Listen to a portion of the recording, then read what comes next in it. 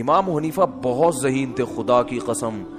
جو امام ابو حنیفہ کا رحمہ اللہ کا فقہ غور سے پڑھے گا نا, اسے لگے گا امام صاحب کوئی چھوٹی موٹی چیز نہیں تھے. حدیث میں ہمیں نماز کے بارے میں, عصر کے بارے میں مثل اول بھی ملتا ہے, مثل ثانی بھی ملتا ہے. بخاری مسلم کی حدیثوں سے ہمیں پتہ چلتا ہے کہ جس ٹائم پہ ہمارے جو اہل حدیث حضرات عصر کی نماز پڑھتے ہیں نا, اس کا بھی ثبوت حدیث سے ہمیں ملتا ہے. اور یہی ٹائم امام شافعی کا بھی ہے, جو عصر بہت جلدی پڑھی جاتی ہے. پورے سعودیہ میں آپ نے دیکھا ہوگا بہت جلدی عصر پڑھ لیتے ہیں وہ. لیکن امام حنیفہ کی رائے یہ کہ دیر سے پڑھی جائے, جب ہر چیز کا سایہ دگنا ہو جائے. کتنا ہو جائے؟ دگنا. اب بہت سے حضرات کہتے ہیں امام حنیفہ نے اس حدیث کی مخالفت کر دی جس میں جلدی پڑھنے کا ہے. تو امام حنیفہ نے حدیث کی دونوں حدیثوں میں اس حدیث کو لیا جو قرآن کے زیادہ قریب ہے. کیونکہ سورج کا جو ڈھلکنا ہے نا, بڑی چینجنگ, یہ مثل اول پہ نہیں ہوتی, مثل ثانی پہ ہوتی ہے. یعنی جب ہر چیز کا سایہ آپ نے 1 فٹ کا اسکیل رکھا زمین پہ, جب اس اسکیل کا سایہ اتنا ہو جائے, دیکھیں جب سورج بالکل اوپر ہوتا ہے, اس بات کو ذرا ٹیکنیکل طریقے سے سمجھیں, سورج بالکل سر پہ ہوتا ہے تو ہر چیز کا سایہ 0 ہو جاتا ہے. کتنا ہو جاتا ہے؟ اگر آپ خط استوا پر ہو, ایکویٹر پہ ہو نا, تو سورج جب بالکل آپ کے سر پہ ہوگا تو 1 فٹ اسکیل اگر ہے, اس کا سایہ کتنا ہوگا؟ 0, کیونکہ بالکل اوپر ہے نا. اب جب ذرا سا ڈھلکے گا تو جیسے ہی تھوڑا سا ڈھلکا ہے ظہر شروع. اس پر پوری امت کا اتفاق ہے. پھر ڈھلکتے ڈھلکتے جب اس چیز کا سایہ اتنا ہو جائے جتنی وہ چیز ہے, یعنی 1 فٹ چیز کا سایہ 1 فٹ ہو جائے, تو جمہور علماء کہتے ہیں عصر کا ٹائم شروع ہو گیا. اور بخاری کی حدیث بھی ہے اس پر. لیکن بخاری ہی کی دوسری حدیث سے پتہ چلتا ہے کہ ایسا نہیں ہے. بخاری مسلم کی, چونکہ ابھی میرا یہ ٹاپک نہیں ہے اس لیے میں حدیثیں پیش نہیں کر رہا, ورنہ پورا وہ ٹاپک اختلافی مسئلے پہ چلا جائے گا. اس سے پتہ چلتا ہے کہ نہیں, ابھی عصر کا ٹائم شروع نہیں ہوا, بلکہ ہر چیز کا سایہ جب دگنا ہو جائے گا, 1 فٹ کی چیز ہے اس کا سایہ کتنا ہو جائے؟ 2 فٹ, تو عصر کا ٹائم شروع ہوتا ہے. اس وقت عصر کا ٹائم شروع. یہ امام ابو حنیفہ کا قول ہے, راجح قول, کہ بہتر یہ ہے, افضل یہ ہے کہ عصر کی نماز اس وقت پڑھی جائے. اس سے پہلے پڑھنا فتویٰ اس پر ہے کہ جائز تو ہے مگر بہتر نہیں ہے. تبھی ہمارے ہاں ہندوستان پاکستان میں دیر سے اثر ہوتی ہے. عرب کنٹریز میں چونکہ فقہ حنبلی کو فالو کرتے ہیں نا, شافعی اور حنبلی, وہ جلدی, اہل حدیث بھی جلدی پڑھتے ہیں. لیکن قرآن میں اگر آپ غور کرو گے تو قرآن سورج کے ڈھلکنے پر, اور یعنی کوئی بڑا تغیر ہونا چاہیے زمین میں, تو وہ جو بڑی چینجنگ ہے نا, اس وقت نہیں ہوتی جب ہر چیز کا سایہ 1 مثل ہو, بلکہ وہ اس وقت ہوتی ہے جب ہر چیز کا سایہ کیا ہو؟ 2 مثل. اس وقت ٹائم بہت چینج ہو چکا ہوتا ہے. جب ہر چیز کا سایہ 1 مثل ہوتا ہے تو ٹائم میں چینجنگ نہیں ہوتی. یعنی ایک عام آدمی سے آپ پوچھیں گے تو وہ ٹائم بتا بھی نہیں سکتا, یعنی وہ اندازہ بھی نہیں لگا سکتا کہ یہ ظہر ختم ہوئی ہے یا عصر شروع ہوئی ہے کہ نہیں ہوئی ہے.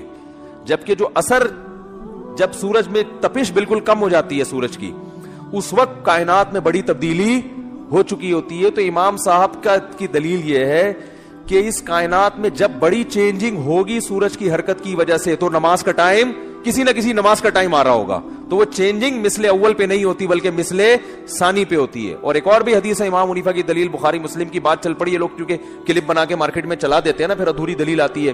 حدیث میں آتا ہے آپ صلی اللہ علیہ وسلم نے فرمایا, بخاری مسلم کی حدیث ہے, کہ میری اور پچھلی امتوں کی مثال اس مزدور کی ہے کہ ایک مزدور نے فجر سے لے کے ظہر تک کام کیا, اجر 1 قرات ملا.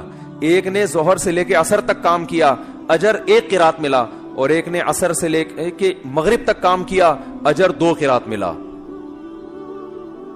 تو آپ نے فرمایا کہ عمل قلیلا و اجر کثیرا, جو فجر سے لے کے ظہر تک کام کر رہا ہے بہت زیادہ کام کرے گا مگر اجر کتنا؟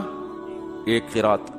جو ظہر سے لے کے عصر تک کام کر رہا ہے, عمل حدیث کے مطابق بہت زیادہ کر رہا ہے, اجر کتنا مل رہا ہے؟ 1 قرات. لیکن آپ نے فرمایا جو عصر سے مغرب کر رہا ہے, عمل کثیرا عمل قلیلا, عمل بہت تھوڑا کیا, اور اجیرا کثیرن, اجر زیادہ ملا. یہ حدیث کے الفاظ ہیں. تو پچھلی امتیں کیا ہیں؟ یہود و نصارہ. یہودیوں نے فجر سے لے کے ظہر تک عمل کیا, عمل 1 روپیہ ملے گا ان کو, ایک مثال دے رہا ہوں روپے سے. عیسائی نے بھی بہت لمبا عمل کیا, ظہر سے عصر تک عمل, ثواب کتنا مل رہا ہے؟ 1 روپیہ. اس امت نے بہت تھوڑی دیر عمل کیا مگر اجر کیا مل رہا ہے؟ دگنا. تو یہود و نصارہ اللہ سے کہیں گے اللہ ہم عمل زیادہ کر رہے ہیں اجر کم, یہ عمل کم کر رہے ہیں اجر زیادہ. تو اللہ فرمائیں گے کہ میں تم پہ ظلم نہیں کر رہا, تمہیں تمہارے عمل کا پورا بدلہ دے رہا ہوں. اس امت کو تھوڑے عمل پہ جو میں اضافی دے رہا ہوں تو یہ میری مرضی ہے, یہ میرا فضل ہے. بھائی ایک مزدور سے 1 گھنٹہ گڑا کھدوائیں, اجرت طے ہوئی 100 روپے, وہ دے دیا آپ نے. اس سے آدھا گھنٹہ گڑا کھدوا کے اجرت طے 100 تھی, لیکن آپ نے 500 روپے پکڑا دیے, تو 100 والا اعتراض تھوڑی کرے گا. آپ کہیں گے بھائی تمہیں تو پوری اجرت مل گئی نا, اب یہ ہماری اس سے تعلقات ہیں, ہم نے اس کو ڈبل دے دیا.